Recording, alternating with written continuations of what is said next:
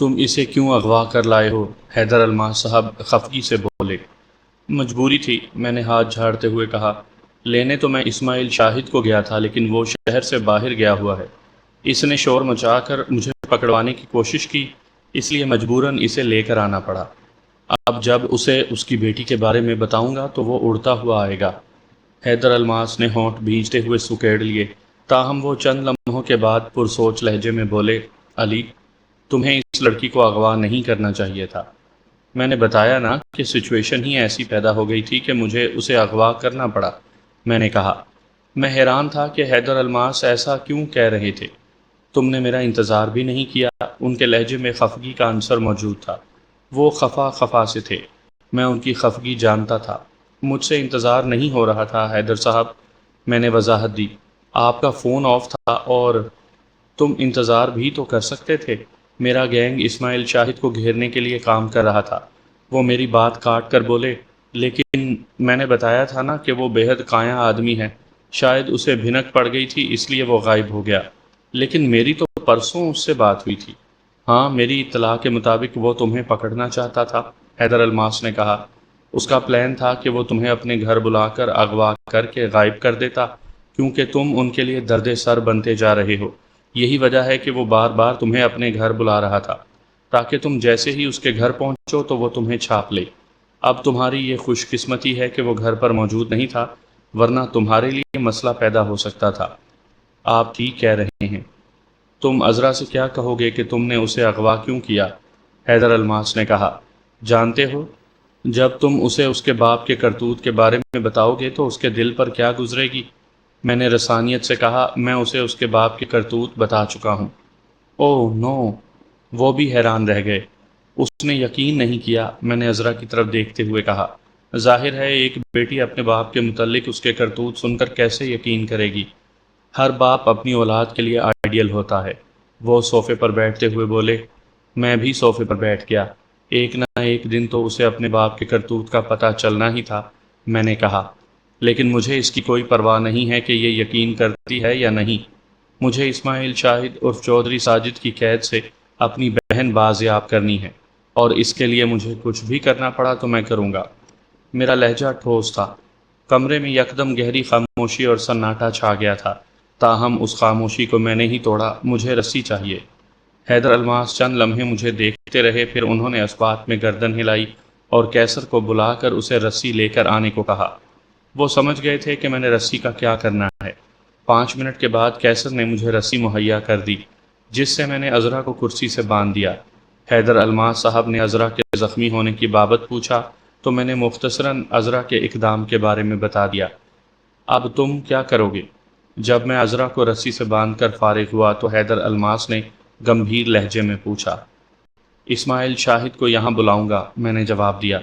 انہوں نے اسبات میں سر ہلایا۔ کیا وہ یہاں آنے پر راضی ہو جائے گا؟ جب میں اسے اس کی بیٹی کو مارنے کی دھمکی دوں گا تو میرا خیال ہے وہ دوڑا دوڑا آئے گا، میں نے بشاشت بھرے لہجے میں کہا۔ بس مجھے آپ کے ساتھ اور تعاون کی ضرورت ہے۔ میں تو پہلے سے ہی تمہارے ساتھ ہوں، حیدر الماس نے اس بار ناراض لہجے میں کہا۔ لیکن مجھے افسوس ہے کہ میری تنبیہ کے باوجود تم نے انتہائی قدم اٹھانے سے گریز نہیں کیا۔ میں نے کہا بھی تھا کہ تم نے کہیں نہیں جانا، لیکن تم نے میری بات کو نظر انداز کرتے ہوئے انتہائی قدم اٹھایا۔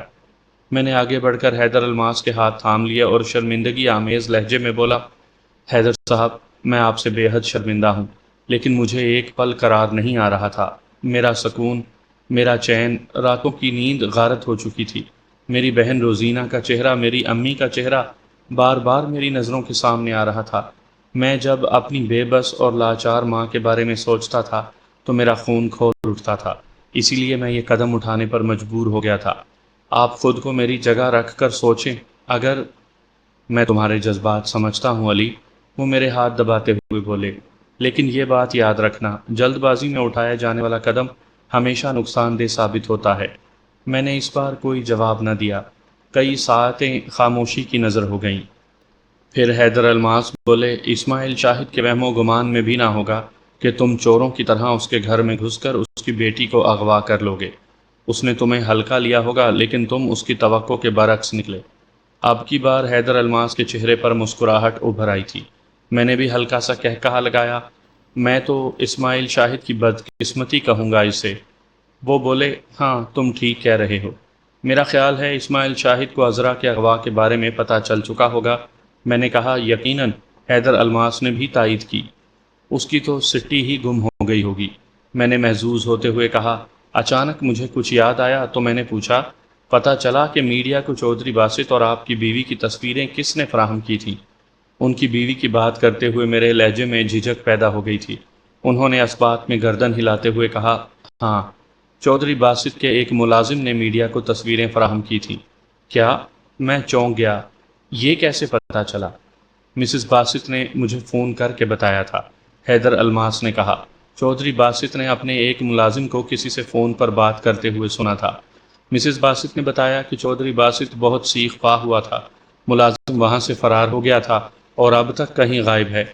پھر اس سے پہلے کہ حیدر الماس اور میرے درمیان مزید بات چیت ہوتی، اسی لمحے عذرا کے کراہنے کی آواز سنائی دی تو ہم دونوں ہی اس کی طرف متوجہ ہو گئے۔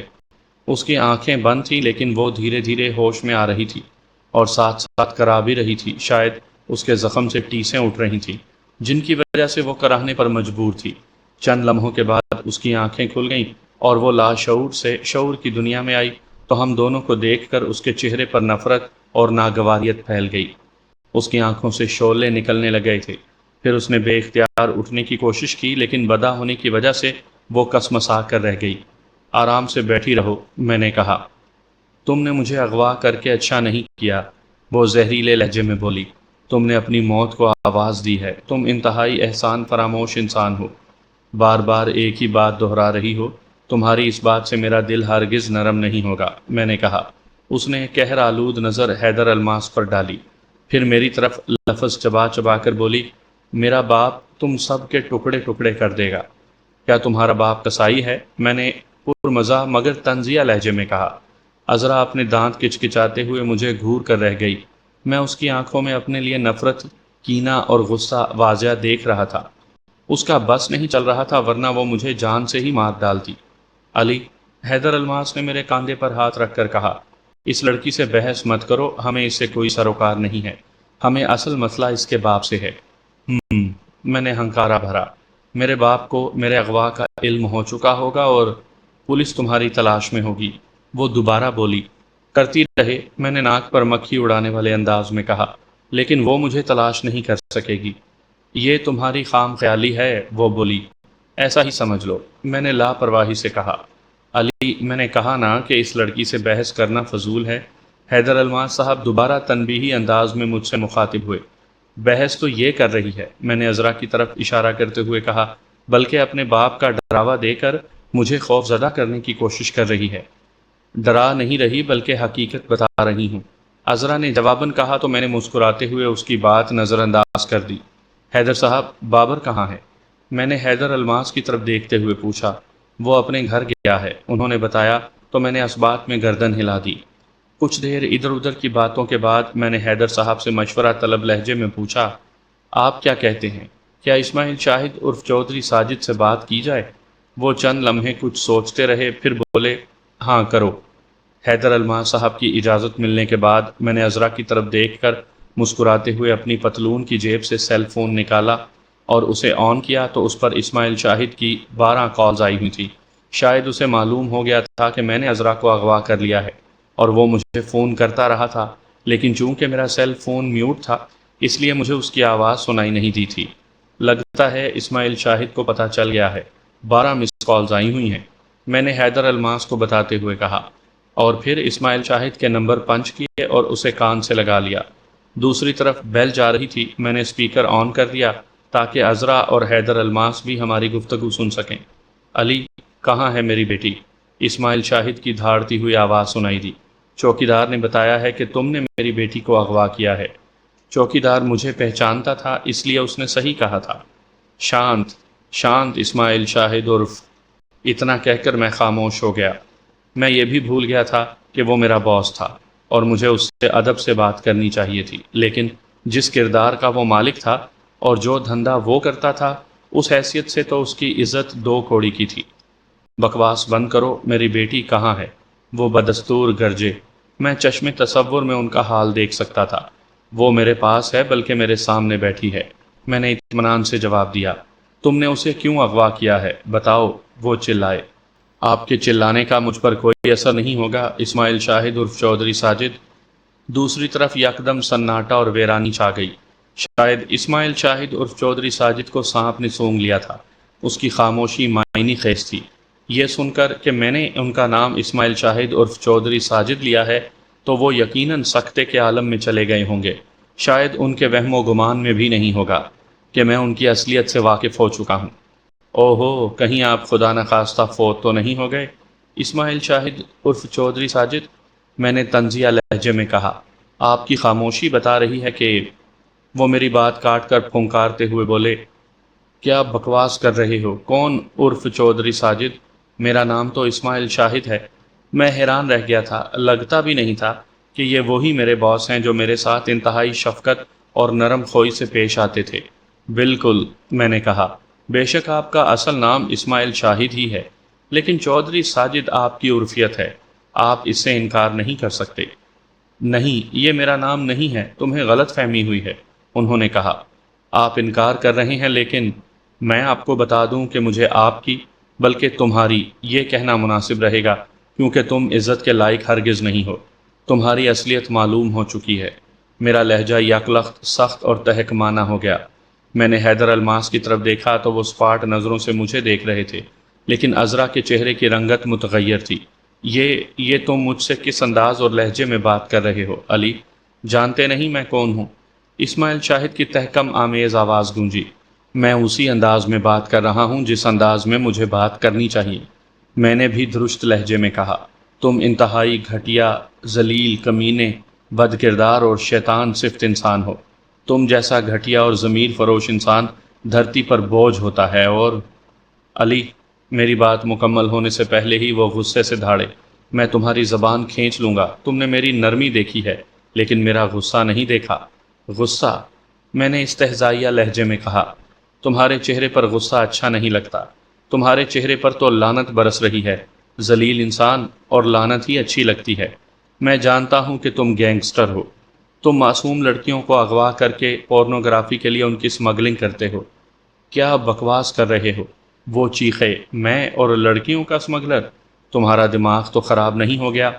تم انکار کر لو، لیکن تم زیادہ دیر چھپ کر نہیں رہ سکتے۔ میں نے کہا، میں تمہارا بدنما چہرہ دنیا کے سامنے لاؤں گا، اور ضرور لاؤں گا۔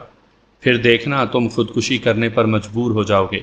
مجھے تمہیں صفائی دینے کی ضرورت نہیں ہے، وہ درستگی سے بولا۔ میں لڑکیوں کی سمگلنگ نہیں کرتا، یہ بہتان ہے مجھ پر۔ کیا تم سمجھتے ہو کہ جھوٹ بول کر تم بچ جاؤ گے؟ نہیں، اب نہیں بچ سکتے، میں نے بھی درستگی سے جواب دیا۔ گھٹیا انسان، تمہاری اصلیت مجھے معلوم ہو چکی ہے۔ مجھے معلوم ہو گیا ہے کہ تم نے چودھری باسط اور اس کے بیٹے شانی کے ساتھ مل کر گینگ بنا رکھا ہے، اور تم انٹرنیشنل گینگ کے ساتھ منسلک ہو۔ پاکستان سے لڑکیوں کو اغوا کروا کر انہیں دوسرے ملک سمگل کر دیتے ہو۔ لڑکیوں کی سمگلنگ کرتے تمہیں شرم نہیں آتی؟ تمہیں اللہ کا خوف نہیں؟ سوچو، اگر میں تمہاری بیٹی کو فروخت کر دوں اور وہ بھی پورن گل بن جائے تو؟ میری آنکھوں سے شعلے نکل رہے تھے، یہاں تک کہ منہ سے کف بھی نکل آیا تھا۔ میں تمہیں زندہ نہیں چھوڑوں گا، وہ چیخا۔ جانتے نہیں ہو تم نے کس سے پنگا لیا ہے؟ میں استہزائیہ ہنسی ہنسا اور بولا، مسٹر ساجد، یہ وقت بتائے گا۔ تم نے مجھے ہلکا لیا اور مجھ سے ڈرامہ بازی کرتے رہے، لیکن اب یہ ڈرامے بازی زیادہ دیر نہیں چلے گی۔ تم میری بیٹی کو چھوڑ رہے ہو یا نہیں؟ انہوں نے میری بات نظر انداز کرتے ہوئے عذرا کے بارے میں پوچھا۔ پہلے تم میری بہن روزینہ کو چھوڑو، میں نے شرط رکھی۔ کیا؟ اس نے دریافت کیا۔ کیا کہہ رہے ہو؟ میں نے تمہاری بہن کو اغوا نہیں کرایا۔ شانی نے بتایا تھا کہ اس نے میری بہن کو اغوا کر کے اسے تمہارے پاس فروخت کر دیا ہے۔ کیا اس نے جھوٹ کہا تھا؟ میں نے کہا۔ یہ جھوٹ ہے، بہتان ہے، اسماعیل شاہد نے کہا۔ تمہیں غلط فہمی ہوئی ہے، میں تمہیں کیسے یقین دلاؤں؟ میرا کسی گینگ سے واسطہ نہیں ہے، اور نہ ہی میں لڑکیوں کی سمگلنگ میں ملوث ہوں۔ غلط فہمی؟ ٹھیک ہے، جب تم میری بہن کو چھوڑنے پر آمادہ ہو جانا تو بتا دینا۔ میں فون رکھ رہا ہوں، میں نے کہا۔ فون بند مت کرنا، اس نے جلدی سے کہا۔ تو میری بہن کو چھوڑ دو، میں نے کہا۔ بات سمجھنے کی کوشش کرو، اس نے کہا۔ کسی نے تمہیں میرے بارے میں غلط انفارمیشن دی ہے۔ ویسے بھی چودھری ساجد نام کے کئی افراد موجود ہیں، میرا نام تو اسماعیل شاہد ہے۔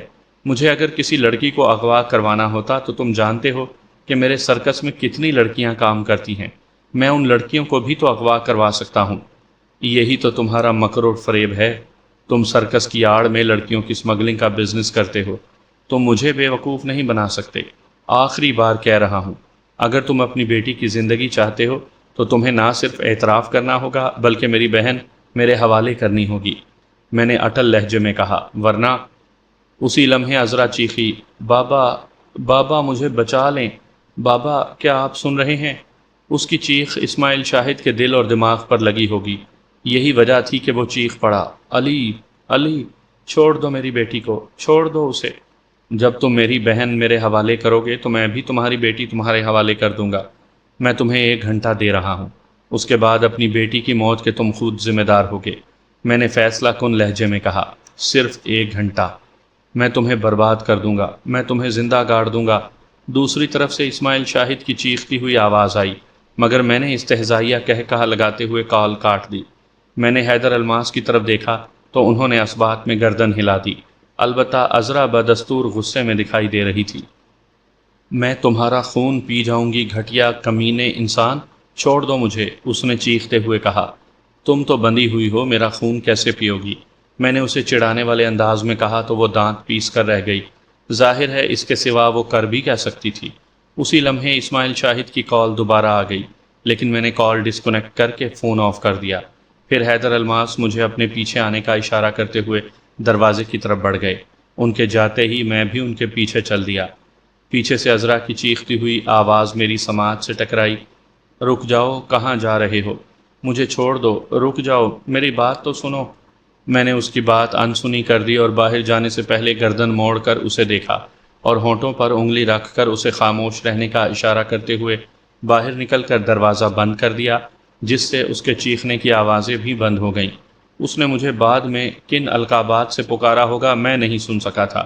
حیدر الماس دوسرے کمرے کا دروازہ کھول کر اندر جا رہے تھے، میں بھی ان کے پیچھے کمرے میں آ گیا۔ حیدر الماس انتہائی سنجیدہ اور گہری سوچ میں ڈوبے ہوئے دکھائی دے رہے تھے۔ صوفوں پر بیٹھنے کے بعد ہم اسماعیل شاہد کے بارے میں باتیں کرنے لگے۔ حیدر الماس کا خیال تھا کہ اسماعیل شاہد کبھی بھی یہ اعتراف نہیں کرے گا کہ وہ گینگسٹر ہے، لیکن میں پر امید تھا کہ میں نے اسے ماننے پر مجبور کر دینا ہے۔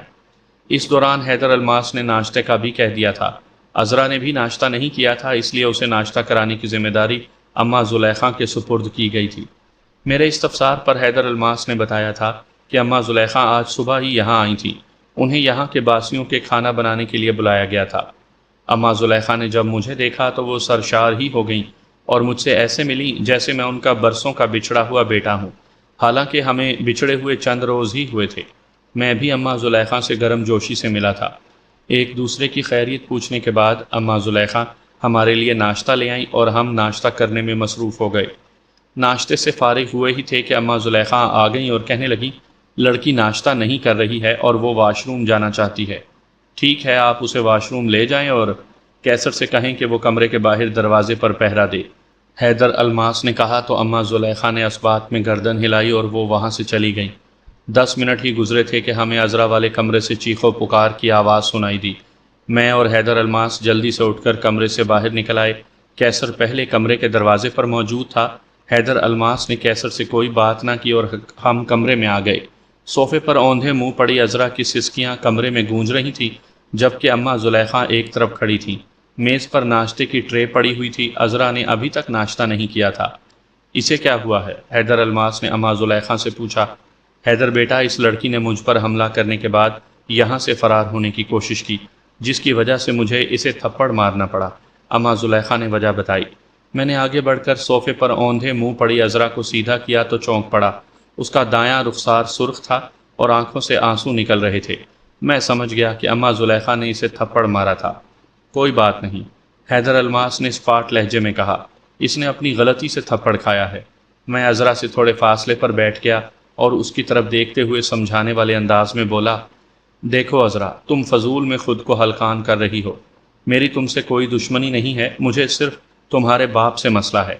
جب وہ اعتراف کرے گا کہ وہ لڑکیوں کا اسمگلر ہے اور وہ میری بہن میرے حوالے کر دے گا تو میں تمہیں چھوڑ دوں گا۔ عذرا نے میری بات کا کوئی نوٹس نہ لیا، وہ مسلسل سسکیاں لیتی رہی۔ میں نے ہونٹ بھینچتے ہوئے نرم لہجے میں اس سے دوبارہ کہا، چلو ناشتہ کر لو۔ مجھے نہیں کرنا ناشتہ، اس نے رکھائی سے کہا اور شعلہ بار نظروں سے مجھے گھورنے لگی۔ مجھے اس کی آنکھوں میں اپنے لیے دنیا جہان کی نفرت بھری ہوئی دکھائی دی۔ خود کو بھوکا رکھو گی؟ میں نے استفسار کیا۔ تمہیں اس سے مطلب؟ وہ دزدیدہ نظروں سے مجھے دیکھتے ہوئے بولی۔ پلیز میری بات مان لو، میں نے اصرار کیا۔ نہیں مانتی، وہ چلائی۔ تو مجھے یہاں سے جانے دو بس، میں یہی چاہتی ہوں۔ بیٹی ضد نہ کرو، اس بار حیدر الماس عذرا سے مخاطب ہوئے۔ شاباش، ناشتہ کر لو۔ عذرا نے انہیں بھی غصیلی نظروں سے دیکھا۔ میں نے کہہ دیا ہے کہ میں ناشتہ نہیں کرنا تو نہیں کرنا، وہ نروٹھے پن سے بولی۔ آپ کون ہوتے ہیں مجھے سمجھانے والے؟ بہت ضدی ہو، میں نے اٹھتے ہوئے کہا۔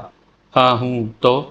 وہ دو بدو بولی تو میں نے استہزائیہ انداز میں کہا لگایا، تو اپنی ضد کی وجہ سے بھوکی رہو، میں نے جواباً کہا، اور پھر اماں زلیخا کی طرف دیکھا۔ اماں آپ ناشتہ لے جائیں، یہ بھوکی رہنا چاہتی ہے۔ اماں زلیخا غصے سے عذرا کو دیکھتے ہوئے ٹرے اٹھا کر وہاں سے چلی گئیں۔ تھوڑی دیر کے بعد وہ واپس آ گئیں اور میرے کہنے پر عذرا کو کرسی سے باندھ دیا۔ ہم پھر دوسرے کمرے میں آ گئے۔ 2 روز ہو گئے تھے مرینا سے بات نہیں ہوئی تھی، اس لیے میں نے مرینا کو کال کی۔ ہیلو۔ کال اٹینڈ ہوتے ہی مرینا کی گھبرائی ہوئی آواز سنائی دی تو میں چونکتے ہوئے اٹھ کر کھڑا ہو گیا۔ حیدر الماس صاحب بھی چونک کر مجھے دیکھ رہے تھے۔ کیا ہو گیا ہے مرینا؟ بھائی، اس کے لہجے اور انداز سے لگتا تھا جیسے کوئی مسئلہ ہو گیا ہو جس سے وہ گھبرا گئی ہو۔ میں نے جلدی سے پوچھا، سب خیریت تو ہے نا؟ بھائی وہ امی۔ کیا ہو گیا ہے امی کو؟ میں نے اس کی بات قطع کرتے ہوئے پوچھا۔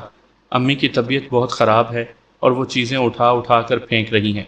انہوں نے کمرے میں خود کو بند کر لیا ہے، مرینا نے بتایا۔ اوہو اچھا، تم پریشان مت ہو، میں ابھی آتا ہوں، میں نے کہا۔ ٹھیک ہے۔ میں نے کال منقطع کر کے حیدر الماس کی طرف دیکھا اور انہیں امی کی کنڈیشن کے بارے میں بتا دیا تو وہ بھی پریشان ہو گئے۔ ٹھیک ہے، تم کیسر کے ساتھ چلے جاؤ، حیدر الماس نے کہا، لیکن محتاط رہنا۔ آپ بے فکر رہیں، میں نے اس بات میں گردن ہلائی۔ اور ہاں، کنڈیشن زیادہ سیریس ہو تو مجھے مطلع کر دینا، میں ڈاکٹر کو بھجوا دوں گا۔ جی بہتر۔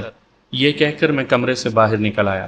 چند لمحوں کے بعد کیسر کے ساتھ میں کار میں بیٹھ کر کہکشاں کالونی کی طرف روانہ ہو گیا۔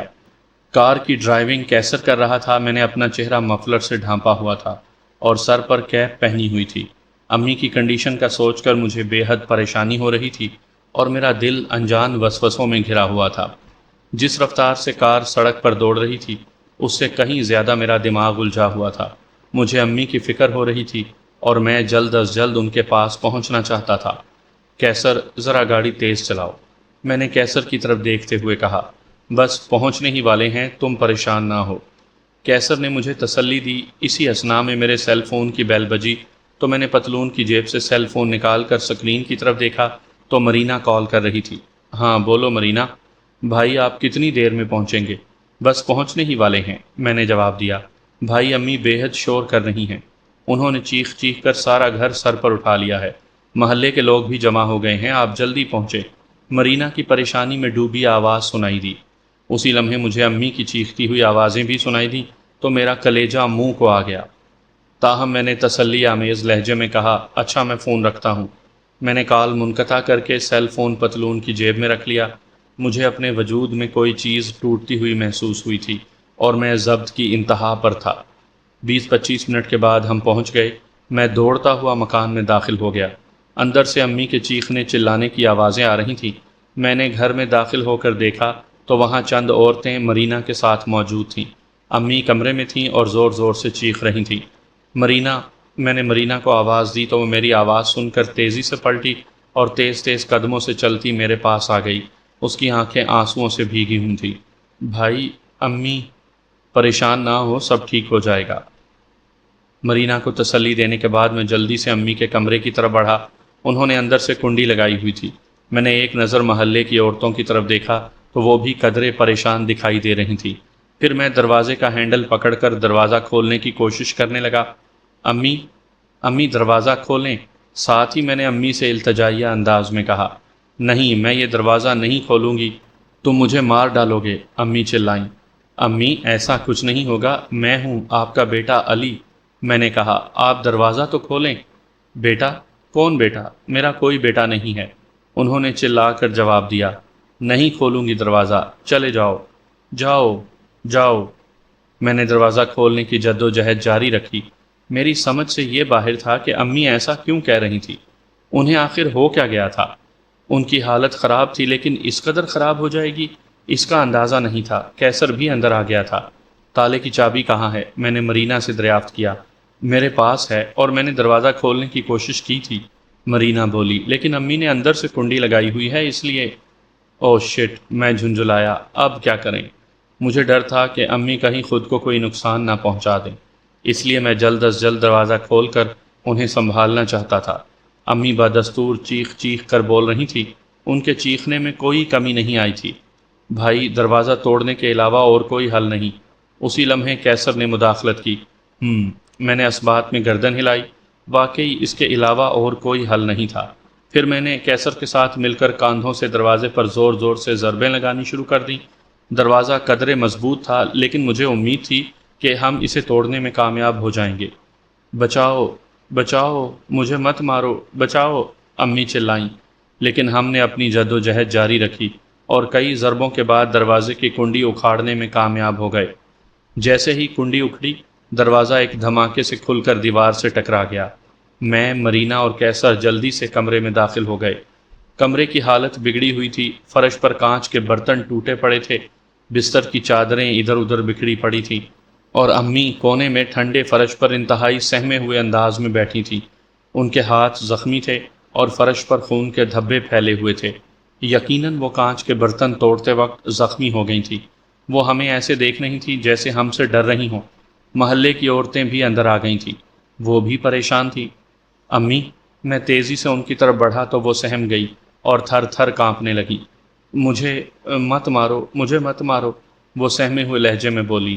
میں نے انہیں تھام لیا۔ مرینا بھی ہمارے پاس آ گئی تھی اور وہ رو رہی تھی۔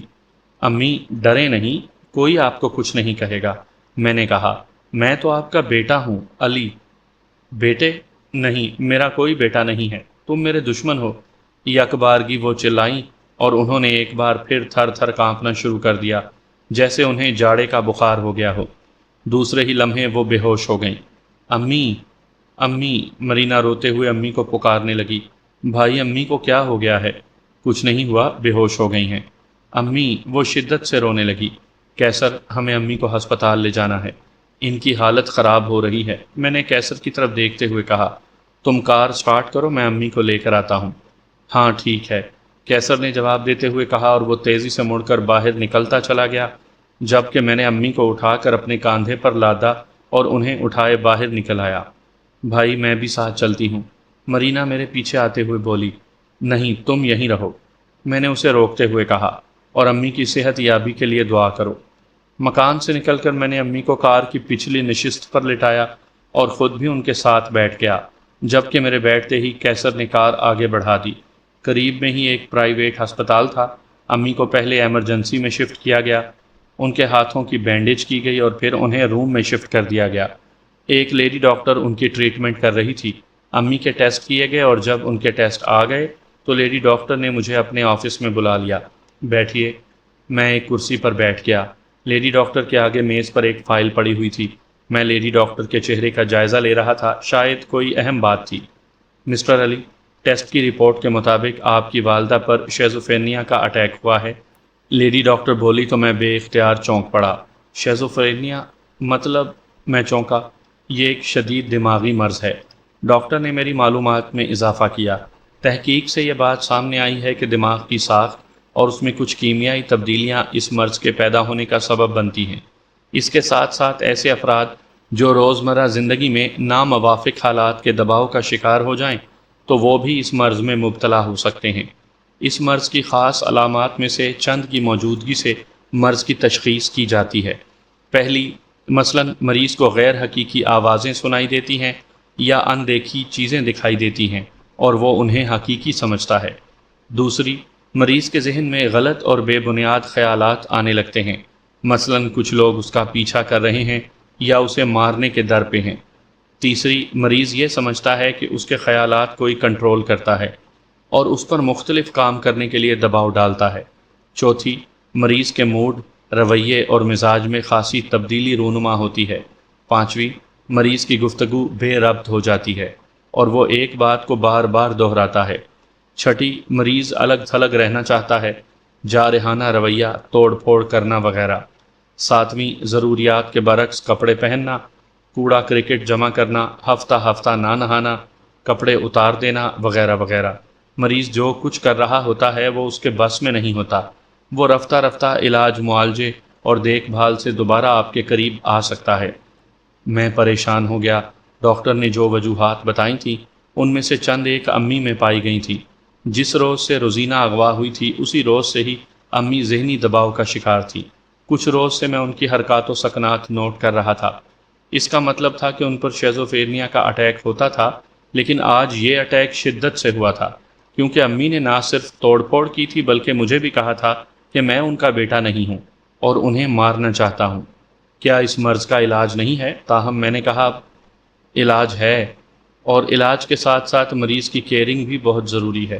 ڈاکٹر نے اس بات میں گردن ہلاتے ہوئے کہا، میں آپ کو کچھ دوائیں لکھ کر دے رہی ہوں، آپ انہیں متواتر استعمال کرائیں، لیکن یہ بات ذہن میں رکھیں، شیزوفرینیا زندگی بھر کی بیماری بھی ہو سکتی ہے۔ اس کے علاج کے لیے جو ادویات استعمال ہوتی ہیں اکثر اوقات وہ مرض کی علامات کو کنٹرول تو کر لیتی ہیں لیکن علامات کو ختم نہیں کرتی۔ پھر لیڈی ڈاکٹر نے اپنے لیٹر پیڈ پر کچھ دوائیں لکھ کر مجھے دے دیں اور بولی، ادویات کے ساتھ ساتھ مریض کی بحالی کے لیے نفسیاتی طریقہ علاج بھی بے حد ضروری اور اہم ہے۔ اگر مرض شدت اختیار کر جائے تو آپ انہیں فوری طور پر ہسپتال میں ایڈمٹ کروا دیجیے گا۔ آخری بات، انہیں ورزش کرائیں اور ان کے لیے ایسی سرگرمیاں تلاش کریں جنہیں کرنے سے ان کا دل لگا رہے۔ اس سے ان کا ذہنی دباؤ کم ہوگا۔ میں نے اس بات میں گردن ہلائی۔ کیا میں اب امی کو لے کر جا سکتا ہوں؟ ابھی نہیں، انہیں ڈرپ لگی ہوئی ہے، لیڈی ڈاکٹر بولی۔ ڈرپ کے مکمل ہوتے ہی آپ انہیں لے جا سکتے ہیں۔ میں نے کاغذ جیب میں ڈالا اور باہر آ کر کیسر سے کچھ فاصلے پر بینچ پر بیٹھ گیا۔ کیسر کے پوچھنے پر میں نے اسے مختصراً بتایا تو وہ بھی نہ صرف پریشان ہو گیا بلکہ اس نے امی کے لیے دعائیہ کلمات بھی ادا کیے۔ میں نے حیدر کو خود ہی کال کر کے ساری حقیقت بتا دی۔ وہ بھی پریشان ہوئے تھے۔ پھر انہوں نے خلوص سے امی کی صحت یابی کے لیے دعا کی تھی۔ ان سے بات مکمل ہی ہوئی تھی کہ اسماعیل شاہد عرف چودھری ساجد کی کال آ گئی، لیکن میں نے اس سے بات کرنے کے بجائے کال ڈسکنیکٹ کر دی۔ میں اس سے بات کرنے کی پوزیشن میں نہیں تھا۔ اس نے متعدد بار کالز کی تھیں لیکن میں نے ڈسکنیکٹ کر دی تھی، اور بالآخر اس نے کال کرنا ہی بند کر دیا۔ تھوڑی دیر گزری تھی کہ مرینا کی کال آ گئی۔ وہ بھی امی کے بارے میں بے حد پریشان تھی۔ بولی، امی کی طبیعت کیسی ہے؟ میں نے کہا، وہ ٹھیک ہیں، باقی باتیں گھر آ کر بتاؤں گا۔ آپ کب تک آئیں گے؟ امی کو ڈرپ لگی ہوئی ہے، جیسے ہی ڈرپ ختم ہوگی میں انہیں لے کر آ جاؤں گا۔ ٹھیک ہے بھائی۔